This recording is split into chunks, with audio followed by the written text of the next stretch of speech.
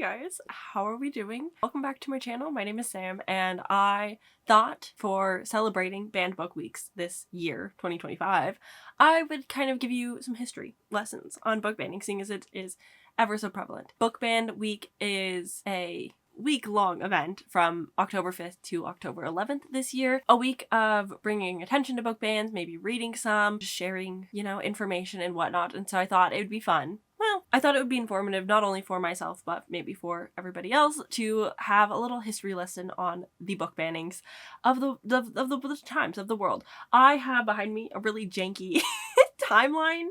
It's not my best. It's not even like in proper order. Like, you really have to go to the end and then you have to come back around. Like, she's a little bit of a hot mess, but she's my mess. I will have all of my sources of information down in the description below. So if you're wanting to read up on it more, or like I touch on a topic, but you're like, I want more of that, I will have everything down below.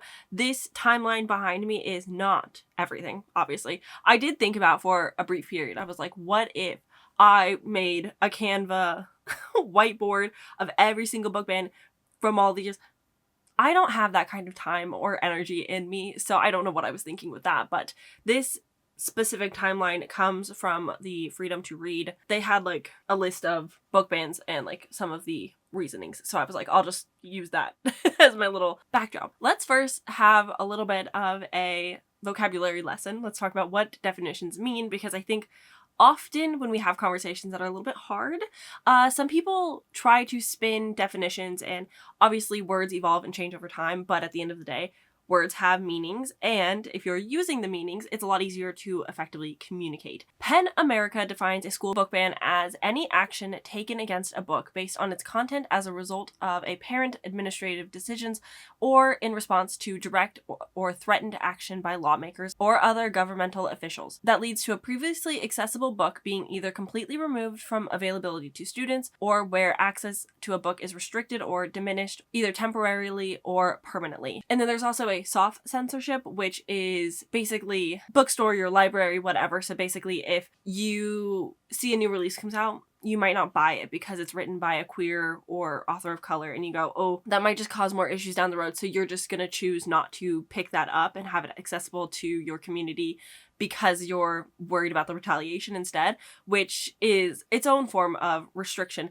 Now, book banning is the practice of prohibiting or restricting the reading of certain books by the general public or by members of a local community or religious group. Books can be banned by means of their removal from publicly accessible locations, example libraries, or by their destruction, including the burning of printed books, or by making their authorship or distributions a punishable act. Books are typically banned by governments, but they can also be effectively banned by religious authorities, businesses, and in rare cases, powerful private individuals. To ban a book is almost always a controversial act in a liberal democracy, since its citizens consider media freedom to be both a common good and a necessary component by any democratic society, by Britannica. Because at the end of the day, book banning is a form of censorship, which is the suppression or removal of writing, artistic works, etc. that are considered obscene, politically unacceptable, or a threat of security. Now, I'll be honest, most of these don't fall under threat of security territory. Book banning is not necessarily just never having access to a book never being printed by a publisher. Book banning can be as small as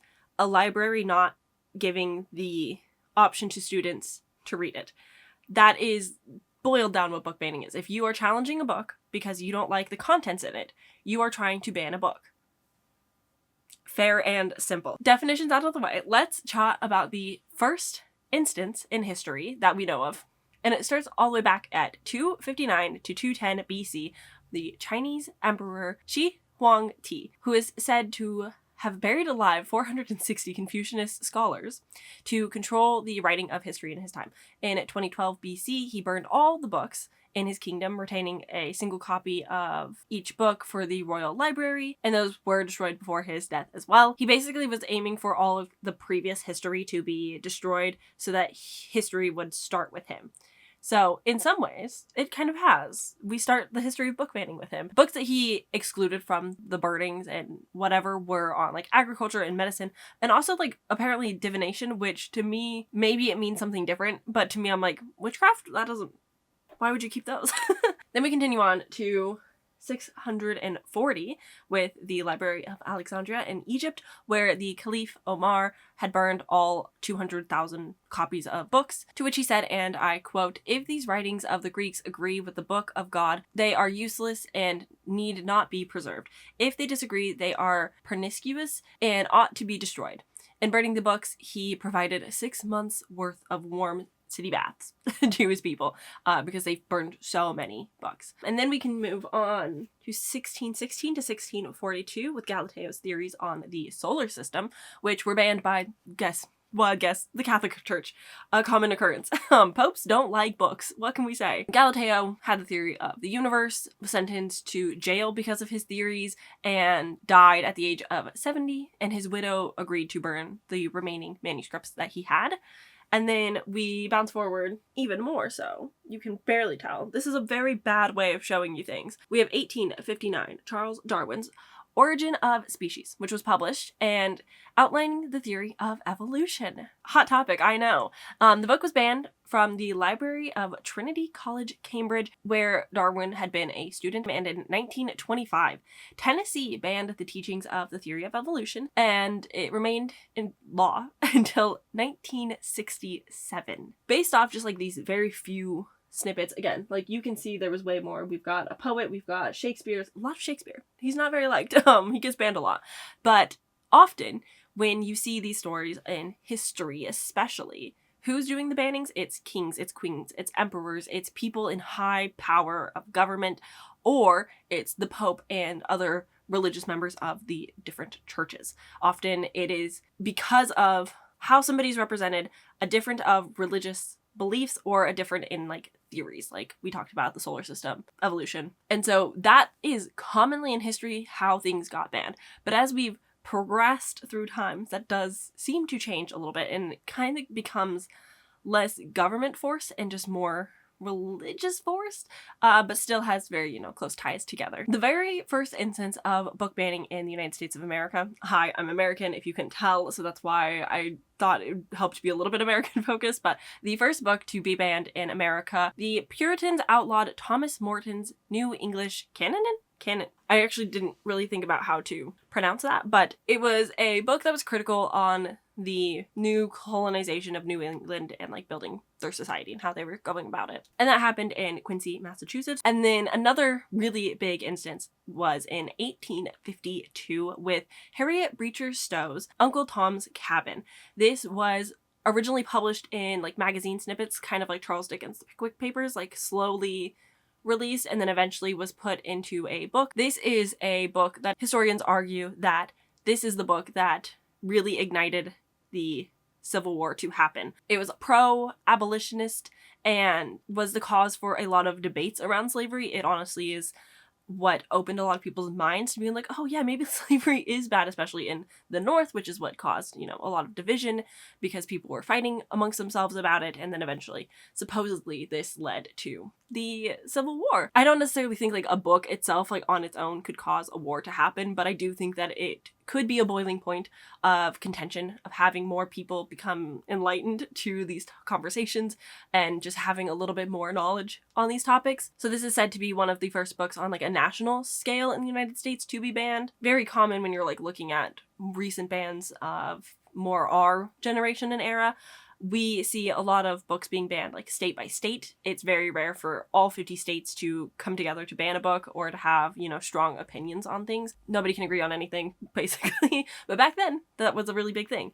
And the final like American first that I really want to talk about and just like touch on briefly is Anthony Comstock, a high school dropout and Civil War vet who honestly, he's had a resurgence. I'm sure you've heard about him. He's not new anymore. A lot of people are aware of his history because he, the narcissist as he is, created the Comstock Act, which basically prohibited mailing pornographic materials. It also prohibited mailing any like abortion medicine because he was super anti-abortion, super pro-life.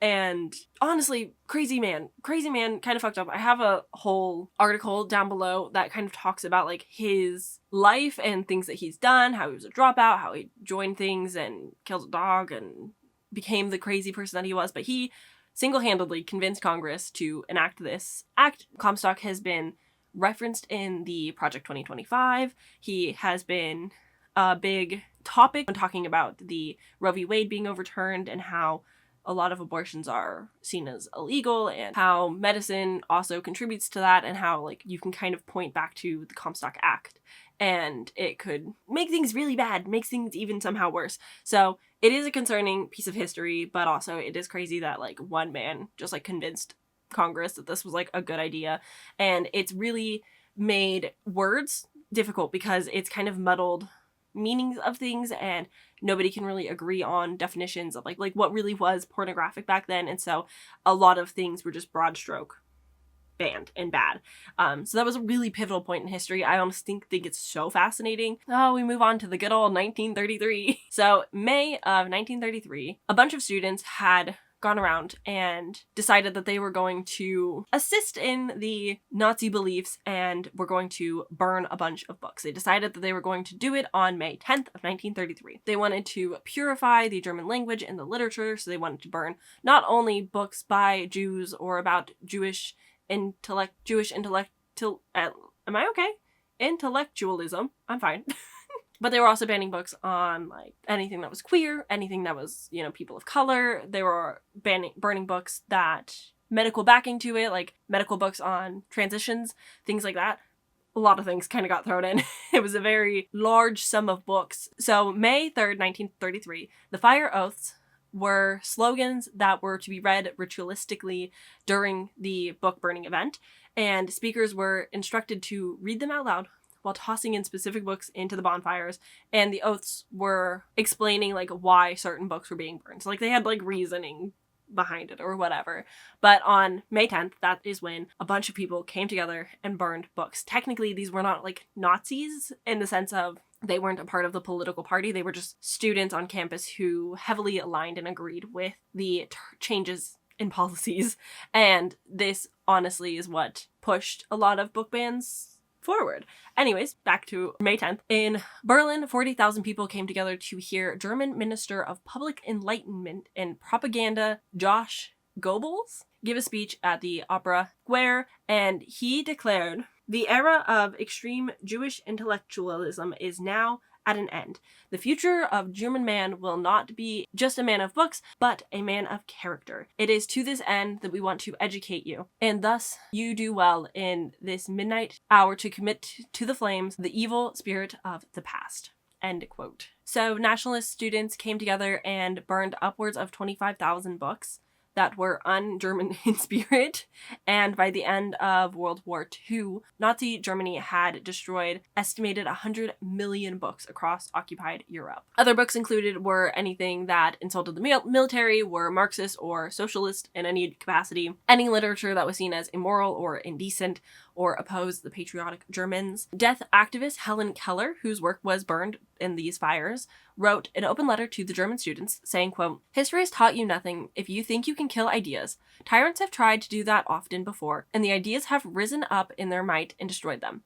You can burn my book and the books of the best minds in Europe, but the ideas in them have seeped through a million channels and will continue to quicken other minds." After the book burnings, Nazi Germany implemented book bans that continued the project of the book banners, so they didn't necessarily set out to have these book bannings happen, but because it happened, it kind of catalyzed into a continuation of their form of book banning. And the books that were moved from the Nazi Party were moved into a German library where only like Nazi researchers or other high power scholars or institutions were able to have access. So it was a different form of censorship of, well, we're not burning the books, but you can't access them. You have to be a trusted adult to go into that library and see those works. So that was like the Nazis' form of book banning, was just taking books literally off shelves and putting them completely somewhere else, unattainable by the public. There was a protest in New York that Helen Keller was like a part of, and that's why like the letter happened. There was like a huge protest in New York against the book banning, and I just think that's really important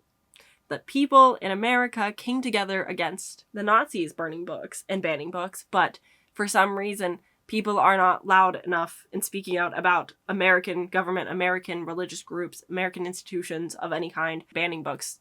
Currently, not enough people are speaking out. Not enough people are concerned about this. And I think that it's really important, especially with, like, we're in a government shutdown. Libraries are going to be losing a lot of funding. And those Libby holds that we all dearly love and trust because we get those new releases so quick, we won't if there's no funding. Libraries won't be able to buy these books. People won't be making livings off of books. We will have less books. It's very important that, like, we keep talking about these things. Anyways, moving on. America, then and now. In 1933, there was the United States versus one book called Ulysses, which ushered in a new era of legal interpretation of the First Amendment. The First Amendment is our freedom to speech, freedom to express, freedom of press. We can assemble, we can talk about anything. I can say anything and I should not have a consequence from the government. If I say that Israel is doing a genocide, I should not have any government enforces. That is my First Amendment right in the United States. I am allowed to say that. I'm allowed to say that J.K. Rowling is a TERF because that's my opinion and belief. And I can say that in America. Now, if I was English and I lived in the UK, it might be a different story because not everyone has the First Amendment, and I get that, but I just wanted to reiterate the amendment for you that we have the freedom to express, the freedom of press, the freedom of assembly, freedom from religious people. Like, you can be religious, but you don't have to make me religious, and, like, we can be cool, you know? Anyways, moving on. In the court case, Judge John M. Woolsey overturned a federal ban of James Joyce's Ulysses that had been banned and in effect since 1922. He ultimately ruled that the depiction of sex, even if unpleasant, should be allowed in serious literature, basically saying that just because you don't enjoy the representation in the book, even if it is gross to you, does not mean that it should be banned. I think a really good modern day take on this is something that I jokingly say I would ban too.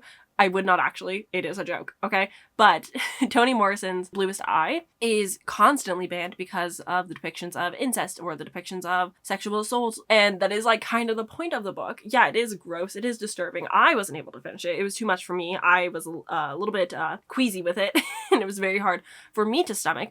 But that doesn't make for a bad book. And that does not mean a book should not be accessible to people in a library. Moving on, we've got 1982. The ALA responded to the shift in book banning with Banned Books Week. And I quote, "The point of the event was to get people to understand that these books weren't pornographic or excessively violent, but simply depicting the real world, and that many were classics of American literature. Banned Books Week was the first real American celebration for the freedom to read." And in 1982, the Supreme Court issued a ruling based on the Island Trees Union Free School District versus Pico, and the court deemed that local school boards has the broadest direction in the management of school affairs, and that it must be exercised in a manner that comports with the transcendent imperatives of the First Amendment. Modern day, we don't have book bannings get up to the Supreme Court. Like, it's not making its way, it's not getting that high. I wouldn't be surprised if we saw a ruling in some way that made it easier to ban books all of a sudden, but that's speculation. Most challenges are taking place on local state levels. And I will shout out Reads with Rachel if you are interested, especially her Instagram,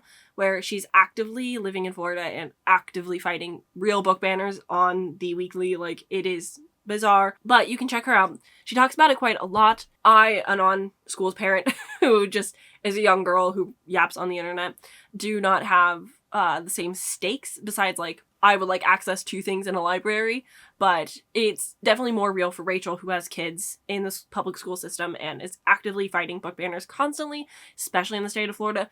It's real bad there. So I implore you to check Rachel out and keep up with her Instagram and watch her YouTube content and listen to what people are saying and how they're going about banning the books and, like, what their challenges are and just how much they lie. Oh, they're such liars. But this is a year-round issue for Rachel. It's not just like a fun little week-long thing that she has to focus on. And I do know that with a lot of libraries losing funding and having issues, I know that that ended up getting resolved, but now we're in a shutdown, so, like, it's very up in the air. But I know that that impacts a lot of us. I know a lot of people on BookTube are librarians. A lot of people watching BookTube just enjoy books and also want to support their libraries. So it does trickle down and is eventually going to involve all of us. So it's important that we talk about it now and worry about it now rather than later when it's too late to actually get anything done. Let's talk about a little modern data. I have over here the most banned book in the 2024 to 2025 school year, which is A Clockwork Orange. It definitely made its resurgence. I'm not really sure why. Pen America doesn't necessarily tell you why things are being banned so much as, like, still just collecting the data. So a lot of this data is from the ALA or from PEN America. There were 10,046 instances of book bannings in the school year for 2023 to 2024. I'm not going to be surprised that that went up for the 24-25, but we're still waiting on a little bit of that data to be coming out, primarily in states like Florida and Iowa with over 4,200 unique titles. 44% of those books have characters of color, 39% have queer characters, 57% are due to sexual content, and around 60% of those challenges are around young adult books that are facing topics like grief or substance abuse, mental illness, depression, suicide, sexual violence. Very common experiences as somebody who had done drugs, had drank alcohol, had been sexually assaulted, had a lot of mental illness problems that I did not have the language for. I think it's very silly to be like, well, these things are just too dark. Oh my god, I forgot to mention. I have 1983, The Diary of Anne Frank got banned because somebody in Alabama State Textbook Committee wanted to ban the book because, and I quote, was a real downer. Anyways, I just think it's really funny to be like, oh, these books are just like too sad for kids. It'll put things in their minds. No, I think if I had been able to have an outlet of books that had characters that shared experiences to me, but like had the language to talk about it, would have probably been more healing than me turning to Tumblr, which gave me an eating disorder. So I do think that books are more important than people are giving them credit. Adults are dumb, so what can you do? Out of the topics, 59% addressed grief and death, 40% addressed substance abuse or use, 38% addressed mental health disorders. What started out to be public schools, libraries, or class discussion books, which is most of the classic books that have been banned are books that you read together as a group and have conversation about and like take context from. That is primarily where we used to see a lot of book bans, but it is trickling into universities and public libraries, which is like, no. Saying that you're a book banner because you're getting it out of your kid's elementary school library, but you're also trying to prohibit them to have access to the public library and take books out of there. Now you're jeopardizing for everybody, and it's even worse. PEN, quote, when taken all together since July 2021, we have records of 15,940 instances of book bannings across 43 states and 415 public school districts. Talk about a woof.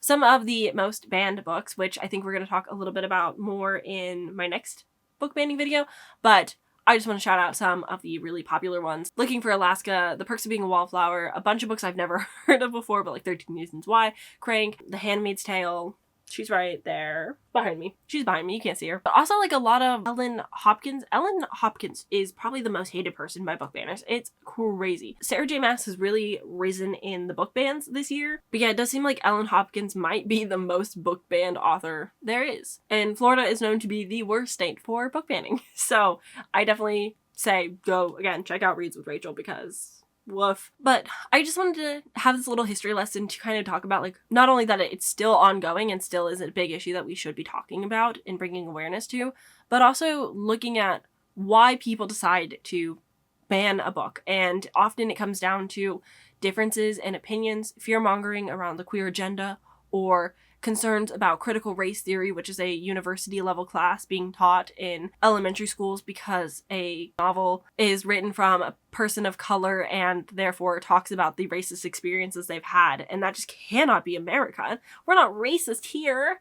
So it's just really important to look at why a book is being challenged and question the people who are going about it. So I think we just need to start questioning book banners and doing what we can to challenge and stop them in their tracks. I know a lot of people in Florida are actively trying to do that, but it might need to go a step further. I don't necessarily know what the call to action is. I'm sorry, I'm just a girl. But if you have ideas on like what we can do besides calling representatives and like letting them know that we do want to keep libraries funded, or showing up to any school board event where book bannings are taking place and challenges are being discussed, stepping in and being a voice against the book banners is important if you have the time, if you have the means, but also just publicly talking about it on your platform, sharing this information with people, not fear-mongering too much, but like also bringing serious attention to it because it's a serious problem, you know? But that's my kind of shitty conclusion of my little brief history of book banning and like what has happened over the years, where it started, and how it's just continues to get out of hand. But hey, at least we're not burning them, I guess. Anyway, if you made it to the end of this video, thank you guys so much for watching. Thank you for partaking in this one. I feel like out of many of the videos I do, this is maybe the most important one, to be honest. So I really appreciate you guys sticking it out and listening to me yap at you with my really good timeline. Whoa!